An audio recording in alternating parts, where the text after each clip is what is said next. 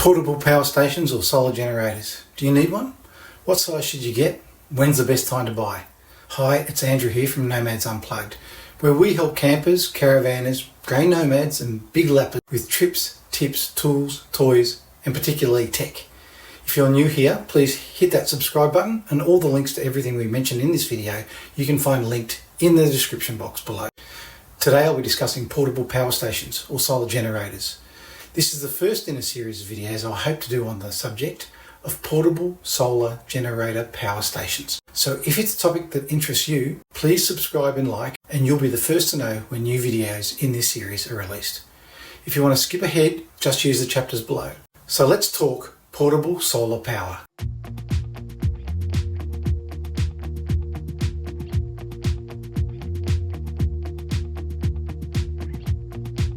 Hi, I'm Andrew and welcome to this week's edition of Nomads Unplugged. Today what I want to do is talk to you about solar power generators.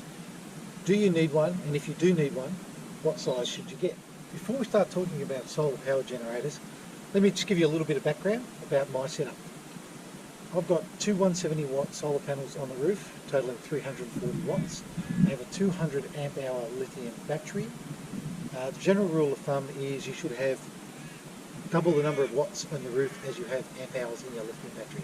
So for a 200 amp hour lithium battery, I should really have about 400 watts or more of solar, and the more solar panels you have, the better. I only have 340. I get by. I also have a projector battery management system. What I don't have is an inverter. So if I'm off grid, as I am now, just 30 minutes north of Dubbo, if I'm off grid, I can't run any appliances. I can't run anything that relies on 240 volts. I can't run my microwave. I can't run my air conditioner, obviously. I can't run my washing machine. I can't run anything that's attached to any of the GPOs. So I can't recharge things. I can't use my induction cooker, etc. There are setups with people who've got over 1200 watts on their roof with solar panels. They might have a 600 amp hour battery setup. They might have a 3000 watt inverter. If you've got that setup, you can run anything off grid, basically for as long as you like, as long as you're getting some sunlight. So yeah, so I'm limited. So that's where I began my journey. The other thing in terms of my setup is I have two 9 kilogram gas bottles sitting on the front, and I have a three gas hobs and 1 electric hob on my stove inside, and I've got a barbecue out here. So I can stay off grid running just off 12 volts for basically weeks at a time. I've never had an issue where I'm running out with that 200 amp hour lithium battery. But my personal situation is I work from the road. I need to be able to recharge laptops. I need to be able to recharge phones. I need to be able to power laptops and phones. I need to be able to run my Starlink. Now I know that people now say that you can run Starlink up to 12 volts. There are a few things online where people are having 12 volt converters for their Starlink. But my setup is the original 240 volt, and I'll continue to run 240 volt. So I need to have 240 volt availability when I am off grid. For that reason, I need to have some sort of generator, some sort of means of generating 240 volts. My options are a solar powered generator or a petrol/diesel, petrol powered generator. My preference is for a solar powered generator. I think it's obvious. You'll see the solar panels just over here. So what I'm going to do today is look at two different solar powered generators. They're both Bluetti versions, they're Bluetti units, and I'll take you through those in a moment. But I just want to be up front. Both of these units I've paid for. The solar panels over here, I've also paid for those. On this channel, we will always pay for the equipment that we review, or if a supplier asks us to review something, we'll happily do so, but we will either give away the product at the end of the episode through a competition, or we will donate it, or we will pay for it ourselves after having reviewed it if we decide that we really like it and we want to keep it. So that's just being upfront with you about this. As I said, we'll be talking about the Bluetti units today. Bluetti seem to have established themselves as one of the market leaders. There's a few other options out there. You'll see those in various YouTube videos. The market does seem to be pushing the opportunity for comparisons or reviews. So I'm going to do that, but as I said, we've paid for them. So let me tell you a little bit about the units that we've got here. Firstly, the big one. This is the Bluetti AC200 Max. The AC200 Max is this one unit is about 18 months old, and I will post a long-term review of that on the site relatively soon. In terms of what's included in your solar power generator, it consists of 1, a battery, 2, a battery management system, 3, a solar panel controller, so an MPPT type controller, and 4, an inverter.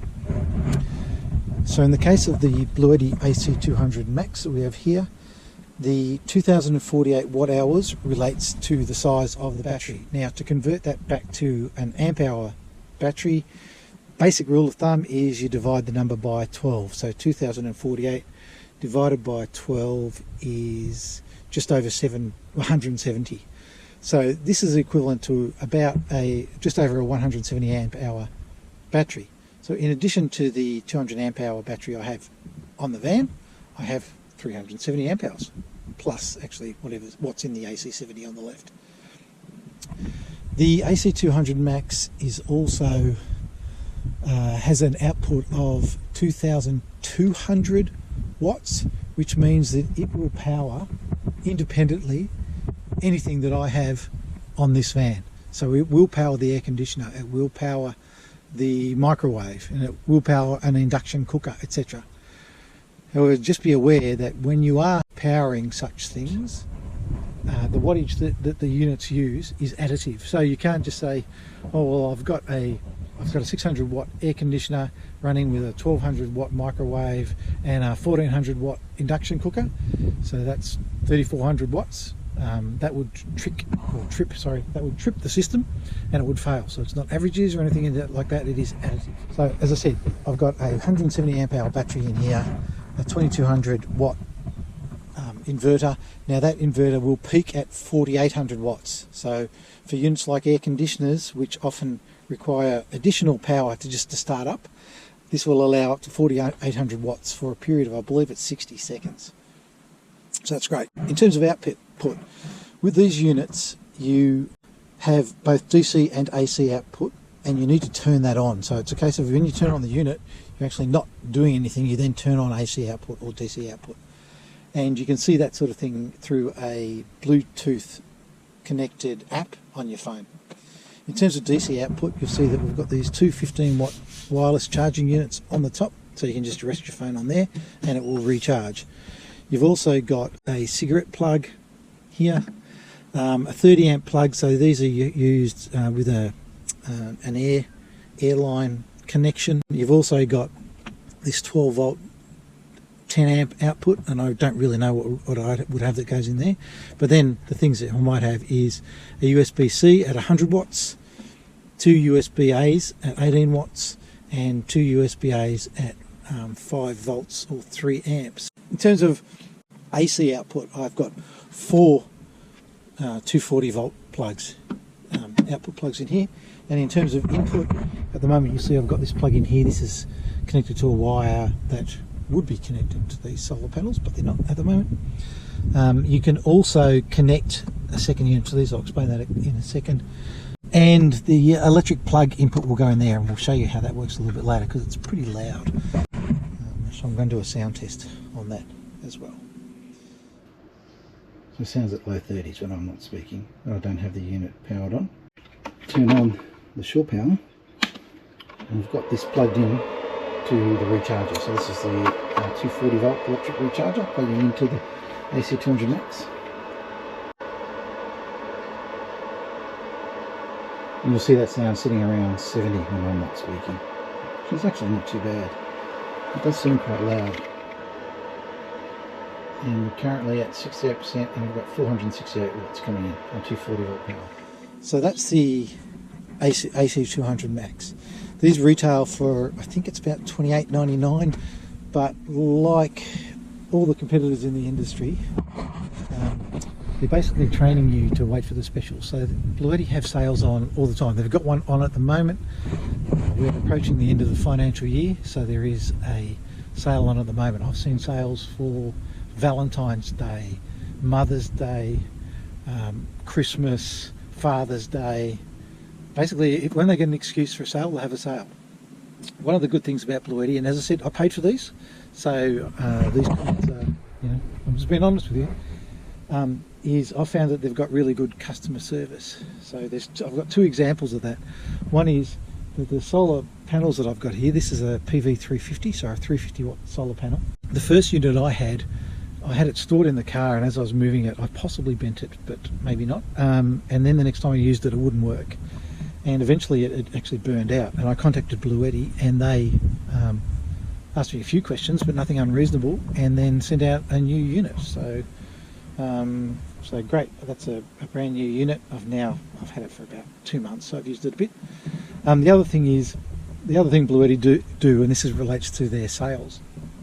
When I purchased the AC70, which is this unit, which I'll tell you about in a second. When I purchased this unit, I bought it on special, and I think I paid 899 Australian dollars for it. And as I said, Bluetti have a sale on at the moment for the end of the financial year, and that unit's advertised at $799. Now, I'd bought mine within 30 days of the sale commencing, the end of financial year sale commencing, and Bluetti refunded me the $100 difference, because they have a policy that if a price is cheaper within 30 days, they will refund the difference. So my experience with Bluetti has been fantastic so far, in terms of customer service, etc. And other than the problem with the solar panel, which maybe was my fault, the units themselves have been great. Now, to tell you a little bit about the AC70. So physically a much smaller unit. I'll go through the dimensions of these in a moment. In fact, let me do that now. So I'll just put the dimensions of the AC200 Max on the screen, because as you'll see, it's a fairly large unit.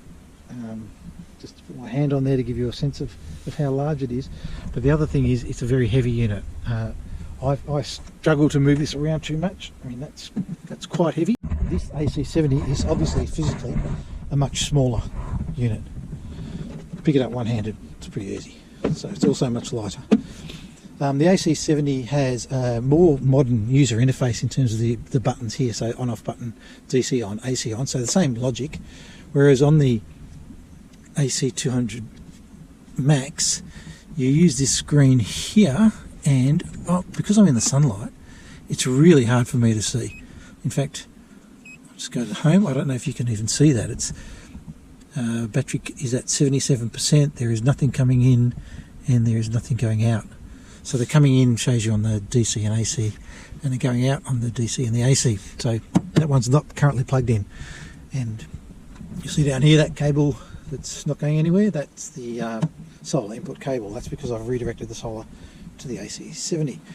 The AC70 is a much better screen, so you see how you can read that. This unit's 67% full at the moment. The PV350, the 350 watt solar panel, is bringing in 324 watts, which is fantastic, really good. So that's over 90% efficiency at the moment. And by the way, it's June, so in Australia we're in winter, and I am well south of the tropics, so the sun is fairly low in the sky, so bringing in 324 watts is brilliant.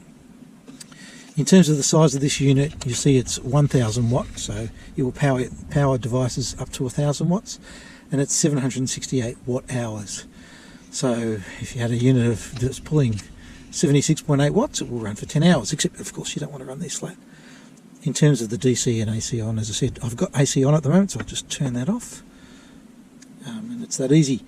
In terms of output, so in this one, sorry, the input, so this is coming in from the solar panel, that cable there. The input is via this plug here. There's then a DC output, which is a secret output, common. You've got USB-C, USB-A times 2, and another USB-C. So they're spread out over here. Then you've got two 240 volt outputs. One other thing I should say about the inverter, because I've just seen down here, they are pure sine wave inverters, so that's fantastic. So why do I have these two units, and do you need them? Well, as I've said earlier, I work from the road, so I run 2 laptops and an iPad. I also have smartphones, Ryobi power tools, etc. So I need to have power. I need to have 240 volt power. I probably should have bought a van with an inverter, but I didn't. So I needed an inverter. So that was a no-brainer for me. And I went with the AC200 Max for a couple of reasons. One was it would run the air conditioner. So I've been, in January, I was in the town of Nil in Western Victoria. It was 40 degrees during the day, and in the evening it took a long time to get down below 30. And I ran the aircon for a couple of hours from the Bluetti and cooled the van down sufficiently that just having Sirocco fans on overnight meant that we slept brilliantly. So that's one reason I went for a unit of that size. I wanted to be able to run the air conditioner. The other thing about the AC200 Max is that it provides backup for the battery system that I've got and the solar panels I've got in the van. So should I get a problem with the solar panels or a problem with the battery, I actually have a backup solution. One of the shortcomings of this unit though is to power equipment, I either need to plug them in directly or I need to power the entire van. And what I generally do is power the entire van. So at the moment, so I've got this plugged in. So you'll see I've got a plug-in through an amphibian, and the amphibian is plugged into the electricity inlet in the van. See, I'm plugged in there. Now, the good thing about that is it powers everything in the van. So all the GPIOs, everything is powered. The bad thing though is if your van battery is not at 100%, it will draw sort of a rate of 600 watts, even though you might be only running 50 or 100 watts of equipment, or have 150 or 100 watts plugged into GPIOs, etc. It might pull up about 600 watts as it recharges the van's battery. So that's great because the van battery gets recharged, but it's not great because it sucks out a lot more energy than you probably had intended to. At the moment, I'm travelling by myself, so I have this set up for work, which means that the AC200 Max can fit below the desk, or sorry, below the table, and my legs don't get blocked.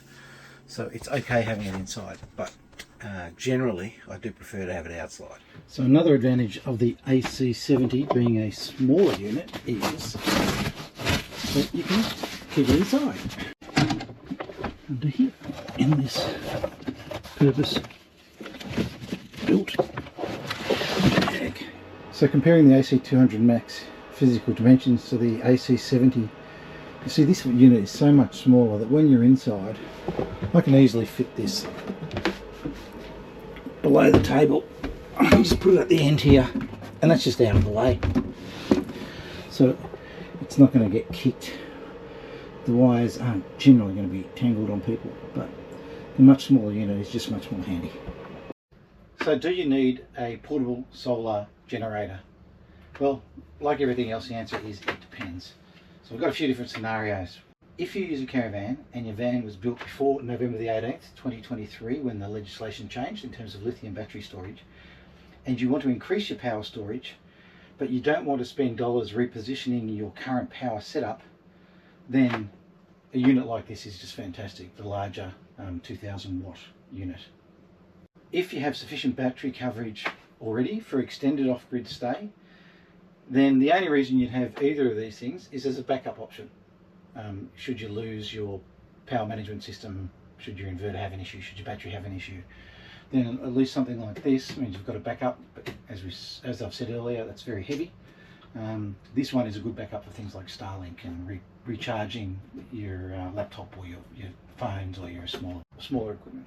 If you want to run power hungry appliances when you're off grid, such as using your air conditioner or a hairdryer or a microwave, etc., or an induction cooker, and you don't have a large inverter with you, or you don't have more than 200 amp hour battery, then I would definitely recommend the larger unit because it can run these larger pieces of equipment, and it has a decent battery in it. If you're a camper or you don't have a battery in your caravan and you need to run 240 volt Starlink, recharge laptops, recharge phones, rechargeable batteries, etc., or small appliances, and you are space or weight conscious, then something like the AC70 is the right option for you.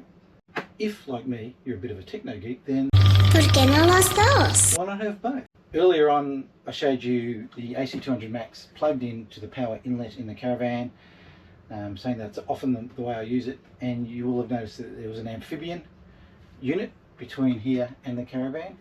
The output of this, of the 240 volt, is at 10 watts, so you do need the amphibian. You are plugging directly into the power inlet in your caravan. The same with this, but you're not going to do it with this one, the smaller unit. So that's it for this week. I hope you got something out of that. I hope you learned if you do need to have a portable solar power generator, and if you do, what sort of size you would potentially go for. As I've said, I've bought both of these. I also bought the PV350 portable solar panels that you saw earlier. So, you know, I'm not reviewing the quality of these. I am really just talking about the size and whether you need one or not. One thing to mention, I shot the original components of this 6 months ago. It's now almost Christmas 2024, and the reason I want to put this out now is that we're about to go into major sales. So the 5 different manufacturers that I put on the video, all of them I believe will have sales over the Christmas, Boxing Day, New Year period. If you do believe you need one of these units, now's probably going to be the time to buy. Okay, that's it from me. I will see you next time. See ya.